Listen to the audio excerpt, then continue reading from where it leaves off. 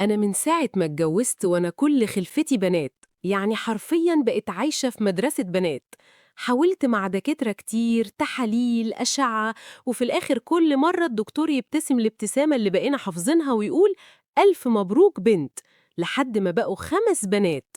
وجوزي كل ما يشوف ولد في الشارع عينه تلمع كده ويسرح ويروح يلعب معاه، وهو لسه عنده أمل غريب إننا نجيب الولد اللي هيشيل اسمه. وأنا الصراحة جبت آخري، رحت له من نفسي في يوم وقلت له وانا شبه بعيط ابوس ايدك بقى، انا ما بقاش فيا حيلة اخلف تاني. والغريب انه ما اتفاجئش خالص، ده بعدها بربع ساعة بالظبط لقيته جاي فاتحني في موضوع انه يتجوز واحدة تانية. قعد يكلمني بهدوء ويقول لي يا حبيبتي انتي عارفة اني نفسي في الواد اللي يشيل اسمي.